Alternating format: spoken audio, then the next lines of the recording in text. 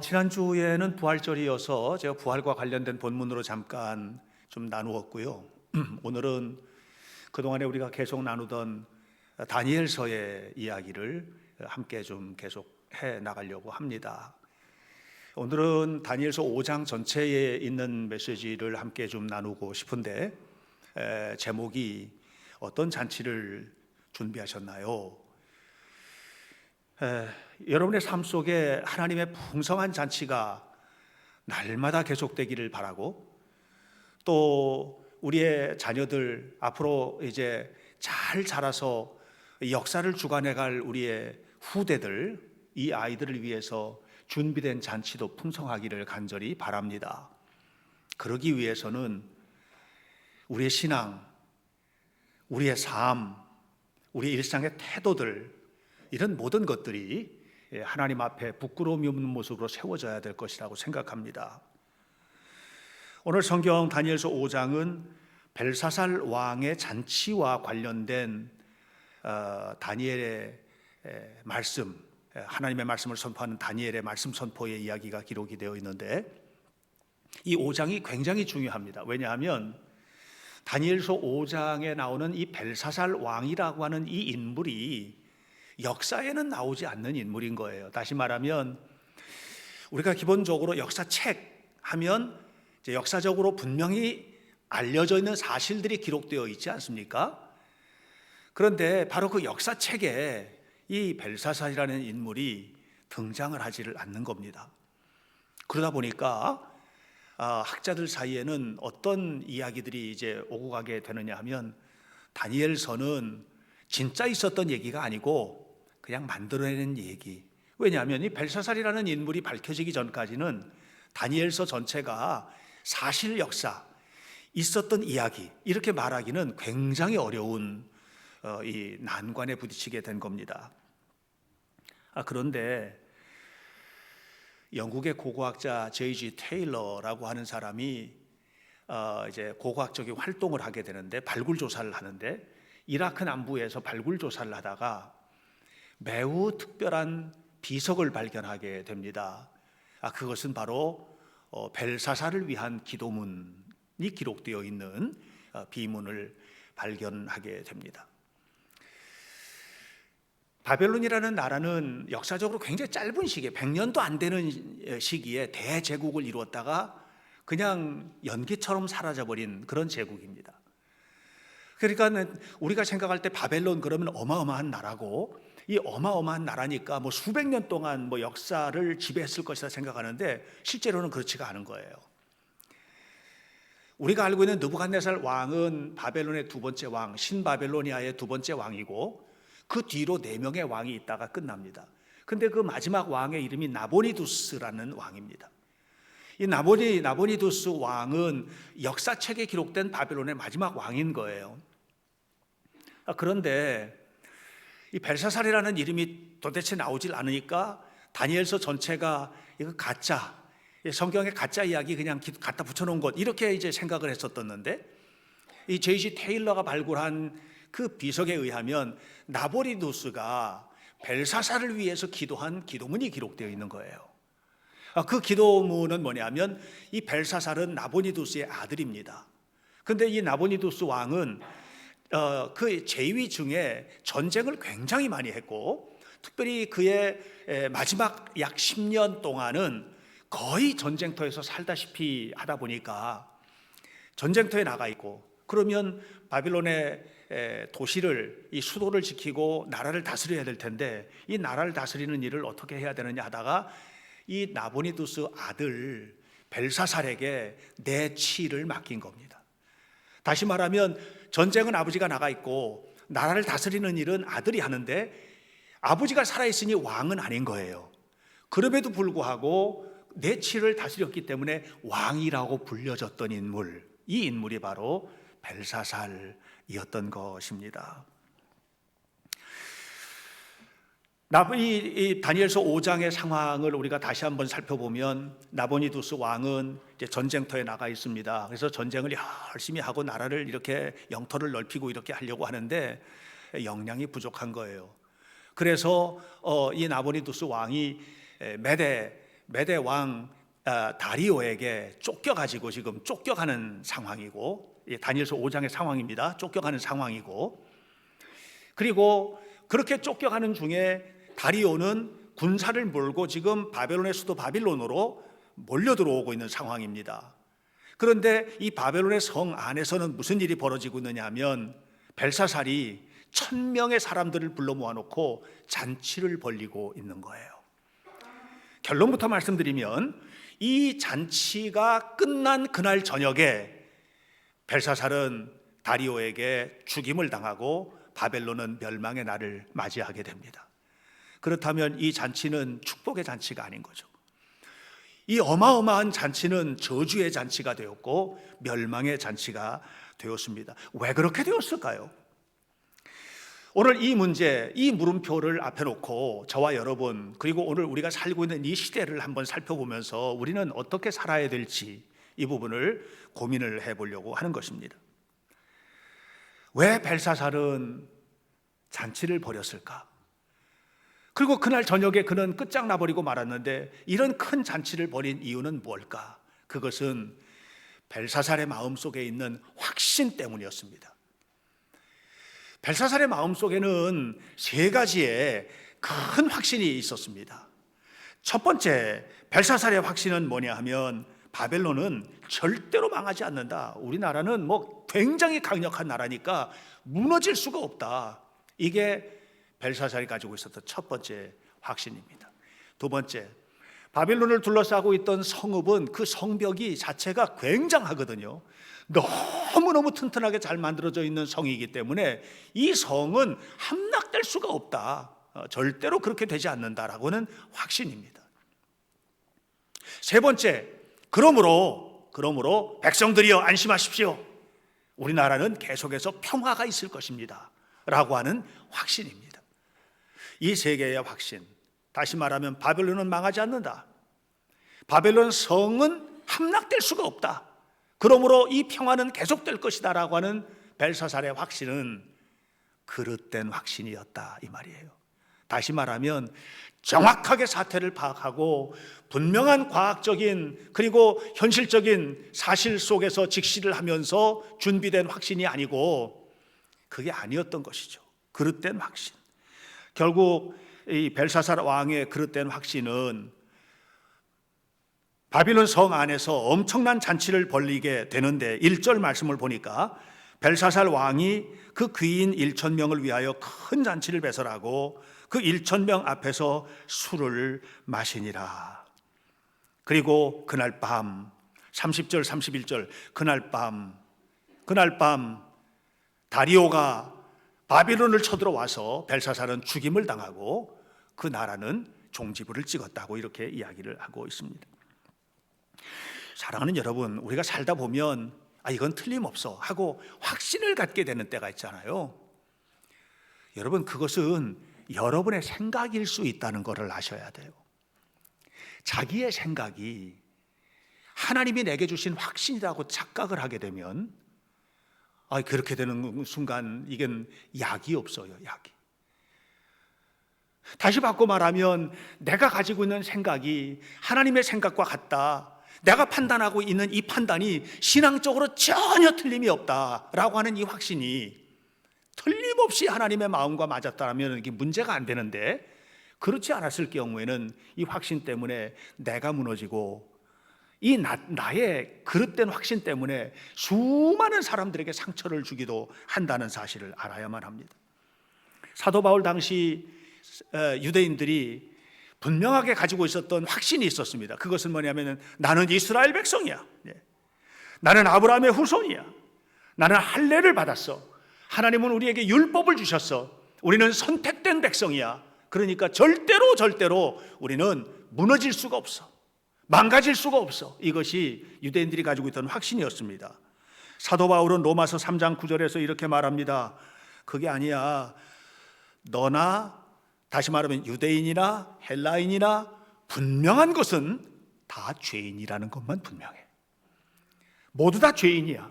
그리고서 19절에서 계속 말합니다. 또 한 가지 분명한 게 있어. 그것은 너희들 모두도 다 하나님의 심판 앞에 있다는 것이 분명해.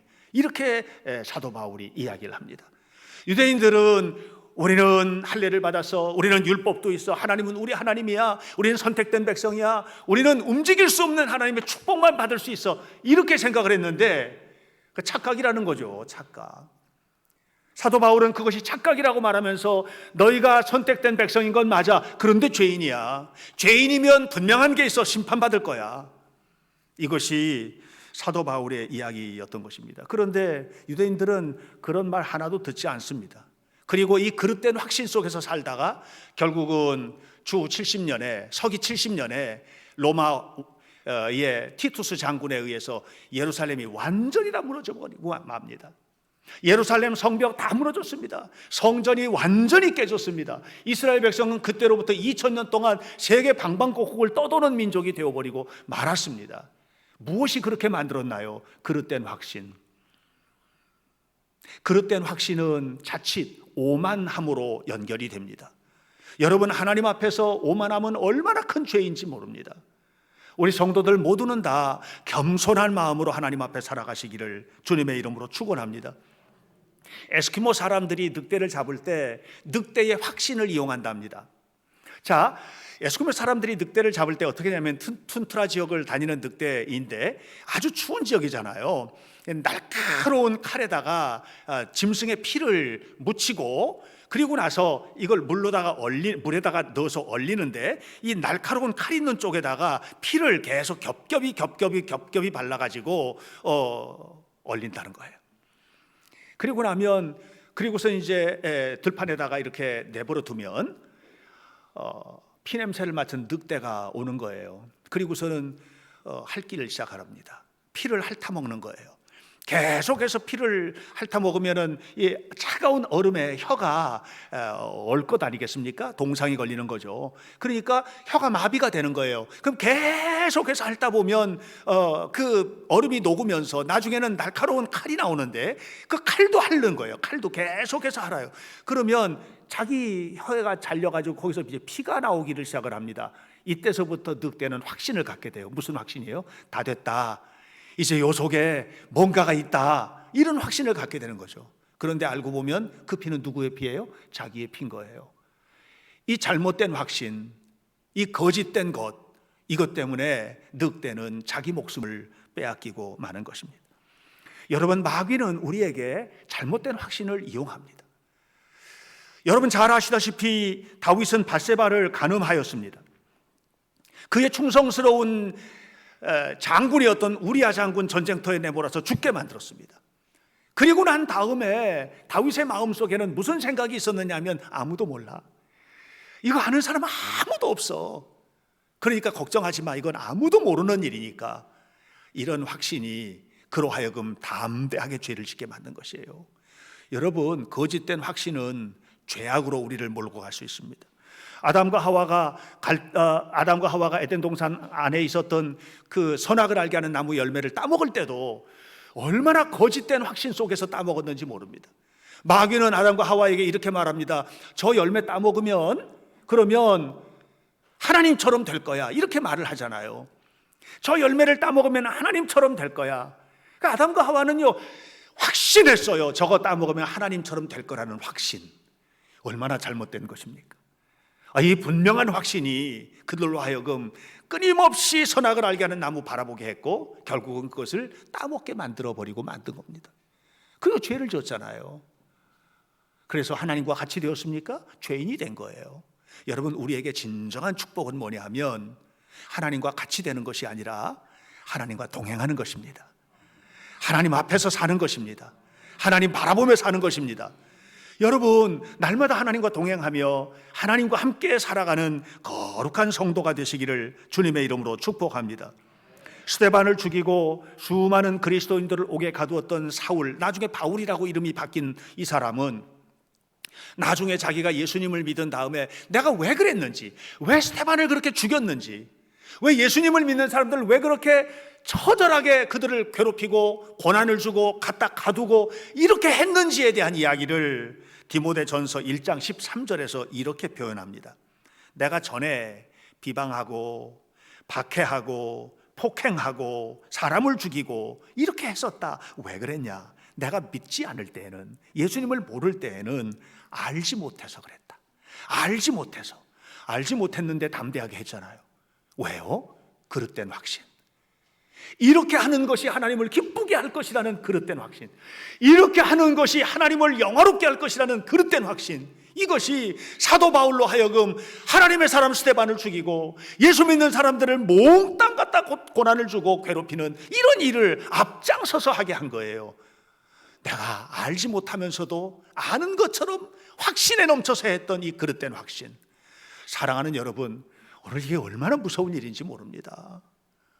우리 모두가 다 진실한 마음으로 하나님을 바라보고, 진실한 마음으로 하나님을 믿고, 진실한 마음으로 하나님의 말씀 앞에 서서 하나님과 함께 동행하는 은혜스러운 성도가 되시기를 주의 이름으로 축원합니다.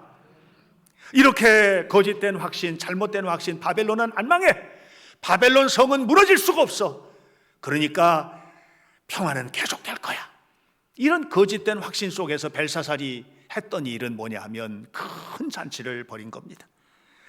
벨사살이 잔치가 한창 불어가 익어갈 무렵 놀라운 일이 벌어집니다. 5절에 보면 그때에 사람의 손가락들이 나타나서 왕궁 촛대 맞은편 속회벽에 글자를 쓰는데 왕이 그 글자 쓰는 손가락을 본지라, 이렇게 이야기를 하고 있습니다.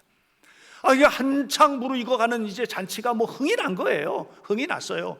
그 잔치에는 무엇을 갖다가 썼느냐 하면, 옛날 느부갓네살이 예루살렘 성을 무너뜨릴 때, 성전을 무너뜨릴 때 그 성전 안에 있던 금그릇, 은그릇, 그냥 온갖 하나님을 영화롭게 하기 위하여 사용하던 그릇들이 있는데 그 그릇을 창고에 뒀단 말이에요. 이 창고에 있는 그릇들을 몽땅 다 끓여오라고 해서 1000명이 거기다 술을 따라서 마시는 거예요. 지금 이런 잔치를 하면서 하나님을 조롱하고 하나님을 욕하고 우상을 섬기고 교만에 빠진 이런 느부갓네살 앞에 손이 나타나가지고 글씨를 쓰기를 시작을 한 것입니다. 그 글씨의 내용은 무엇이냐 하면 하나님이 심판하신다는 겁니다.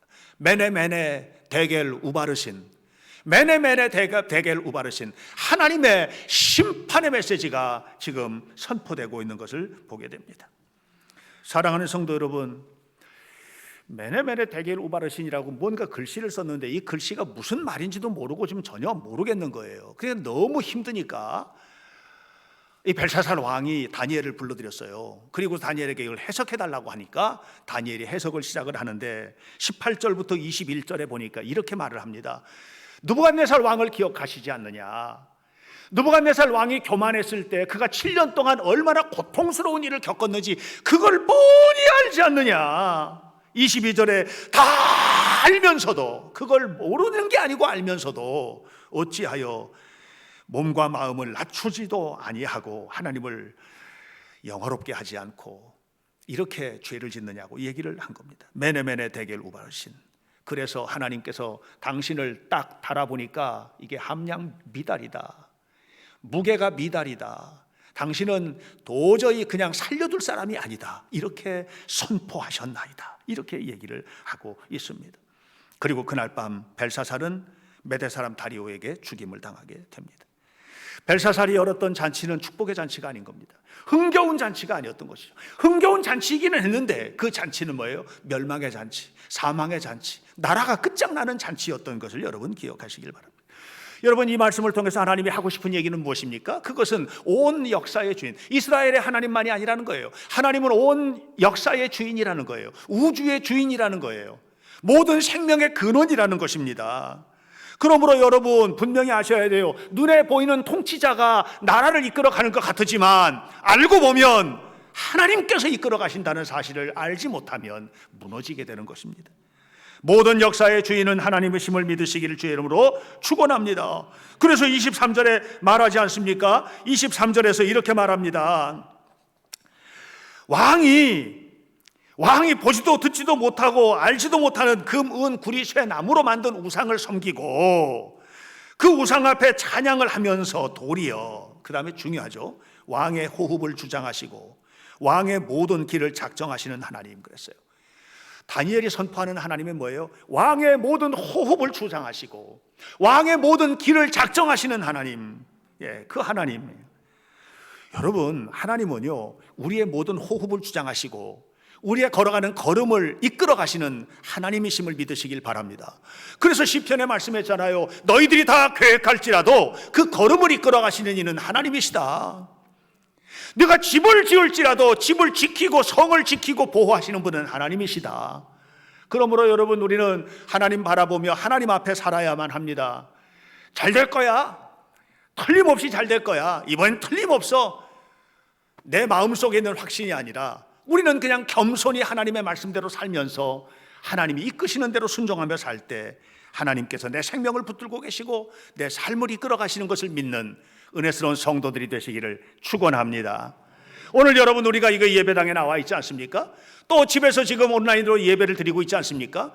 살아있는 것입니다. 살아있다는 것은 무엇을 말하는 것입니까? 그것은 하나님이 내 생명을 붙들고 계시다는 거예요. 오늘 우리는 하나님의 소나기 속에 붙들려 있음을 믿으시기를 축원합니다. 옛날에 하용조 목사님이 살아계실 때 한 목사님이 한 번은 그런 얘기를 하시는 거예요. 자기 교회에 여집사님이 한 분 계신데 아주 심한 암에 걸려서 그래서 돌아가시게 생긴 여집사님이 수원 아주대병원에 입원해 계시는데, 근데 이 여집사님이 마지막 소원이 뭐냐 하면 임종 기도를 목사님에게 받고 싶은 거예요. 그런데 온누리 교회가 크지 않습니까? 얼마나 큽니까? 그 당시만 하더라도 정말 큰 교회니까 일일이 다 목사님이 다 이렇게 응답하기가 어려운데, 그런데 임종 직전에 있던 내 교회 집사님이 마지막 임종 기도를 담임 목사에게 받고 싶다는데 거기 안 갈 목사가 어디 있겠습니까? 그래서 하 목사님이 수원에 있는 아주대병원까지 신방을 간 겁니다. 중환자실 밖에 기다리고 있다가 들어간 겁니다. 들어가서 얼굴을 보면서 할 말이 없는 거예요. 지금 여기다가 무슨 얘기를 하겠습니까? 그래서 조용히 이렇게 있다가 손을 얹고 기도를 하면서 뭐라고 얘기를 했냐면, 집사님, 우리의 생명은 다 하나님께 있는 것이니 생명 붙어 있는 동안에 하나님의 일 합시다. 이렇게 얘기를 한 거예요. 하나님께서 우리의 생명을 주관해 가실 것이니 염려하지 말고 하나님께 맡기고 그리고 하나님의 일 합시다. 이 여집사님이 무슨 일을, 내가 지금 이렇게 중환자로 누워 있는데 이제 오늘 내일 언제 죽을지 모르는데 무슨 하나님의 일을 합니까? 그랬더니 한 목사님이 말씀하셨습니다. 집사님, 전도하세요. 네? 전도하시라고요. 어떻게요? 집사님 간호하러 온 간호사에게 예수 믿으세요 하고 전도하시고, 집사님 치료하러 온 의사에게 예수 믿으세요 하고 전도하시고, 이게 하나님의 일을 하는 거예요. 그러니까 죽는 그날까지 하나님의 일 합시다.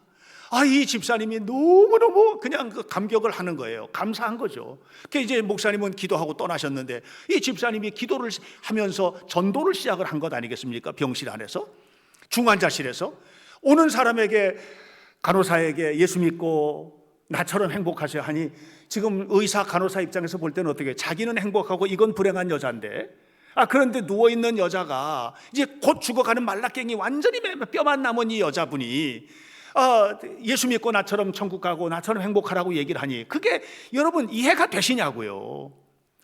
그런데 그렇게 할 때마다 이 집사님의 마음속에 감격이 샘솟아 오르고 하나님의 일을 하는 기쁨, 천국 가는 감사, 그렇게 전도를 열심히 하고 하다가 이분이 완전히 치유가 돼가지고 완벽하게 치유가 돼서 회복된 것을 여러분 아십니까? 생명이 하나님께 있는 것입니다. 우리의 삶이 하나님께 있는 것입니다. 그러므로 여러분, 내 안에 있는 내가 주인이 아니에요. 하나님께서 내 삶을 역사하시고 계시다는 사실을 분명히 알아야만 하는 것입니다. 그런데 오늘 이 벨사살 왕의 문제는 무엇입니까? 23절에서 말하지 않습니까? 왕의 호흡을 주장하시고 왕의 모든 길을 이끌어 가시는 하나님께 영광을 돌리지 못하고 산 것이 문제다라고 하는 것이에요. 여러분의 삶의 중심은 누굽니까? 이 가슴 속에 누구 계세요? 이 가슴 속에 하나님이 계십니까? 정말 하나님이 주인이십니까? 하나님 말씀하시는 대로 사십니까? 여러분의 생각대로 사십니까? 하나님이 이끄시는 대로 사십니까? 하나님이 말씀이 이끄시는 대로 사십니까? 정말 하나님께서 이끄시는 대로 산다면 우리 신앙 정말 많은 부분에 달라질 겁니다. 봉사 달라질 것입니다. 헌신 달라질 것입니다. 부부관계 달라질 수밖에 없습니다. 자녀 교육 얼마나 달라지겠습니까? 하나님이 하라는 대로 하는데 여러분 생각해 보세요. 우리의 삶의 모든 부분들이 달라지는 것입니다. 이 마음 속에, 내 영혼 속에 하나님이 주인 되시기를 주님의 이름으로 축원합니다. 내가 삶의 초점이 되는 것이 아니라, 내 말이 자존심이 아니라 하나님의 말씀이 자존심이 되고 하나님의 말씀이 나를 이끌어가는 힘이 되는 이 삶을 우리가 살아야 되지 않겠느냐 말이에요. 세상의 일 때문에 좋고 세상의 일 때문에 슬프고가 아니라, 오늘 나 너무 슬퍼. 왜요? 하나님이 느껴지지 않아. 이것이 루터의 고백 아니겠습니까? 하나님이 느껴지지가 않아. 하나님이 기도를 해도 하나님이 내 마음을 만져주는 것이 느껴지지가 않아. 이것이 루터의 고백 아니겠습니까? 여러분, 여러분의 마음속에서 하나님이 만져주신 것을 경험하십니까? 여러분이 여러분의 자녀를 만질 때 하나님의 손길로 만지십니까? 성도와의 교제를 나눌 때 그 성도의 교제 속에 하나님이 만져주시고 하나님이 함께 하시는 것을 여러분 나누십니까? 교회 안에서, 교회 학교 안에서 교사로서, 성가대로서 모든 일들을 감당할 때에 주님의 마음이 품어져야만 합니다. 그래서 사도 바울은 이렇게 말합니다. 고린도전서 10장 32절에서 너희는 먹든지 마시든지 무엇을 하든지 다 하나님의 영광을 위하여 살아야 되는 사람이야. 무엇을 하든지 하나님의 영광을 위하여 살아야 되는 사람이야. 여러분, 우리가 이 삶을 살게 되시기를 주의 이름으로 축원합니다. 하나님의 영광을 위해서, 여러분 직장을 갈 때도 돈 벌러 가지 마시고 하나님의 영광을 위해서 가세요. 여러분, 우리 자녀들 공부를 시킬 때도 너 공부 열심히 해서 좋은 대학 가고 훌륭한 사람 돼야지 말고, 당연히 그렇게 돼야 되지만 하나님의 영광을 위해서 강조하세요. 아내가 집에서 빨래하고 밥하고 이렇게 할 때도 밥하고 빨래하는 일이 불평거리가 되지 말고 우리 가족을 살리는 하나님의 영광, 그게 살림 아니겠습니까? 살림이 뭡니까? 죽임의 반대가 살림이잖아요. 여자들이 살림살이 한다는 것이 무엇입니까? 생명을 살려내는 일을 손끝에서 감당하는 것 아니겠어요? 그래서 우리 모두가 다 이런 일들을 할 때에 우리 마음속에 주님이 계시고 주님께서 함께 하시는 삶을 살아갈 때에 아름다운 역사가 나타나게 되는 것입니다. 벨사살은 다니엘에게 말합니다. 다니엘아, 내가 너 이 나라의 셋째 치리자가 되게 해줄게. 내가 금은 보화 목걸이 칭칭 감아줄게. 다니엘에게 그렇게 이야기를 하지 않아요? 16절의 얘기잖아요. 다니엘에게 벨사살이 얘기하는 거예요. 지금 이 내용이, 이 벽에 쓴 내용이 뭔지를 알게 해주면 내가 이렇게 상을 줄게, 좋은 것 줄게. 그랬더니 17절에서 다니엘이 뭐라 그럽니까? 아니에요, 필요 없어요. 다 다른 사람 주세요. 다 다른 사람 주세요. 다니엘의 목적은 세상에서 잘 사는 게 아니에요. 세상에서 잘 사는 것이 다니엘의 삶의 최종 목적지가 아니에요. 다니엘은 이 선포하는 말씀을 통해서 하나님의 영광이 나타나는 것, 이것이 다니엘에게 있어서 최상의 목표예요. 여러분, 말도 행동도 삶도 숨 쉬는 것까지도 하나님의 영광을 위해서 살아가야 되는 것, 이것이 오늘 우리들의 삶의 목표가 되어야만 합니다. 다니엘의 삶의 목표는 오직 한 가지, 하나님의 영광이었습니다. 먹든지 마시든지, 무슨 말입니까? 우리가 먹든지 마시든지 끝나면 다 끝나는 겁니다. 그러니까 삶의 모든 것이 하나님의 영광을 위하여 하라, 이 사도 바울의 고백이잖아요. 벨사살 왕은 큰 잔치를 벌였습니다. 잔치는 좋은 것입니다마는, 그런데 그 잔치 끝에 죽음이 기다리고 있다면 그 잔치는 멸망의 잔치입니다. 잔치는 너무 좋은 것입니다마는 그 잔치 끝에 나라가 끝장나는 것이라면 그 잔치는 행복한 잔치일 수 없습니다. 사랑하는 여러분, 우리는 무슨 잔치를 준비하고 있습니까? 오늘 하루하루 살아가는 모든 삶에 있어서 내가 잔치의 중심에 있다면 그 잔치는 예배의 잔치, 기도의 잔치, 하나님께 영광을 돌리는 잔치, 오직 하나님만 높이는 잔치, 이 잔치가 우리의 삶 속에 가득하게 되시길 바라고, 그렇다면 여러분이, 여러분의 자녀가, 여러분의 가정이, 여러분의 직업이, 여러분의 삶이, 여러분의 사업이 아름다운 잔치의 열매로 풍성하게 하나님의 복을 누리게 될 줄로 믿습니다. 우리 주님의 은혜가 코로나19 속에서도 담대하게 믿음을 지키는 현대교회 모든 성도들의 삶 속에, 그리고 이 나라 민족 위에, 세계와 열방 가운데 살아계신 하나님을 찬양하는 모든 이들 속에 아름답게 역사하기를 예수님 이름으로 간절히 축원합니다. 기도하겠습니다. 살아계신 하나님, 생명의 주님의 이름을 찬송합니다. 오늘도 우리가 주님의 이름을 높이는 예배를 드립니다. 이것이 우리의 잔치입니다. 우리는 오늘 지금 예배의 잔치 속에 있습니다. 영적인 잔치, 영과 진리로 예배하는 이 거룩한 잔치.